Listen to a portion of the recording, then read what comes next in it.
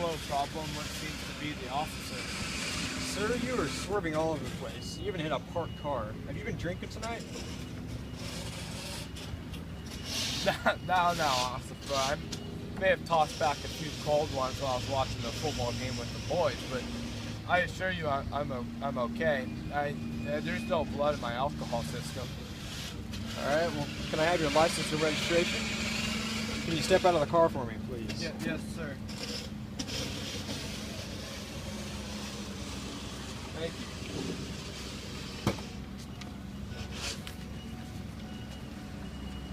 Alright, so I'm going to perform a few tests on you. Are you okay with that? Yes, sir. Alright. Now first I want you to say the alphabet backwards for me. No, officer, I don't mean to be disrespectful or nothing like that, but I mean, I can't even say how I'm completely sober. Alright then. So, secondly, I'm going to put a pen in front of your face. I want you to follow it with your eyes only. Do not move your head.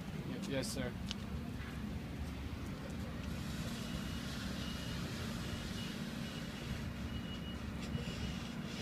Alright.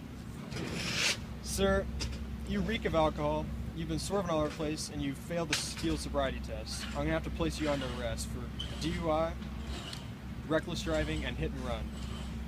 Now, face the car and put your hands behind your head. Yes, sir. Alright.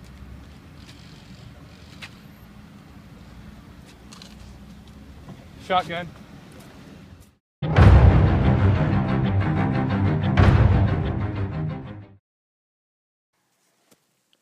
Driving under the influence of alcohol is extremely lethal. In 2010, 32,885 people died in car crashes.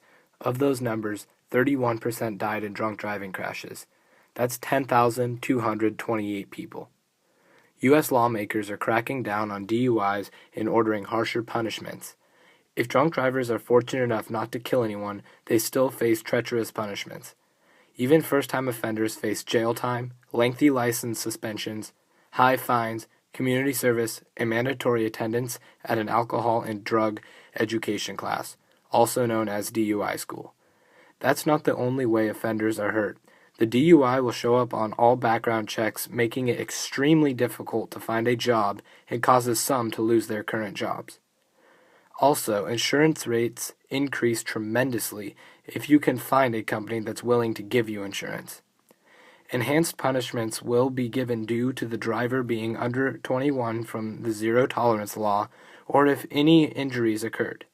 Drinking and driving is not worth the risk. After interviewing a couple people that drink alcohol, it is clear that some people drink alcohol for purely social reasons. Both subjects claim that their drinking habits have changed from age. When in college and in their young adult lives, drinking was a common daily thing in their lives. They built up high tolerances of alcohol and didn't get many hangovers. As they have gotten older, the hangovers are more frequent. Certain types of alcohol seem to affect them more. I asked both subjects why they think people risk other people's lives by drinking and driving.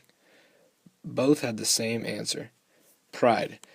No one wants to admit they are too drunk to drive or they can't handle their alcohol.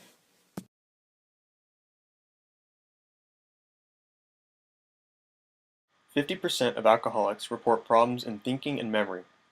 In many alcoholics, it has been reported that both gray and white matter of the brain is greatly reduced over time. In young adults, sizes of the brain have been seen to be irregular or even smaller in areas such as the hippocampus or the frontal lobe. Alcohol in the long run causes heart, liver, and pancreas problems. It also makes abusers more prone to different types of cancer.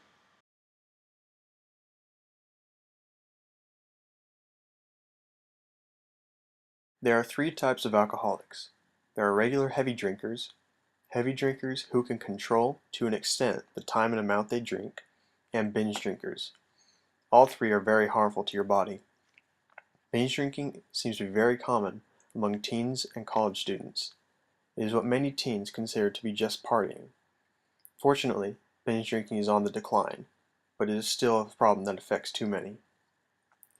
Binge drinking is defined as consuming 4 or more drinks on one occasion. Excessive binge drinking would be doing this 3 or more times in 2 weeks. Alcohol abuse is often found to be genetic. It travels from parents to kids. The deadly cycle continues over the years and is a constant battle for those trying to control their disease. However, if it isn't genetics, one reason is because alcohol brings a rush of dopamine. Dopamine causes a sense of pleasure, which makes us want more. Alcohol abuse is also brought on by environment. As seen in our interviews, it often starts as social drinking. A startling fact that could be the product of both genetics and environment is the fact that adult children of alcoholics have 4 times the chance of being alcoholics when they grow up.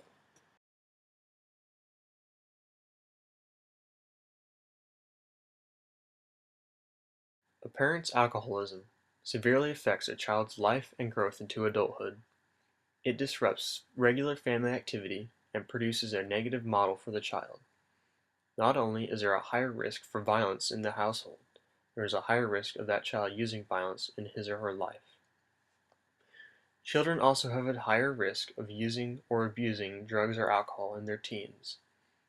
Oftentimes, children of alcoholics experience low self-esteem, loneliness, guilt, feelings of helplessness, abandonment issues, chronic depression, and isolation.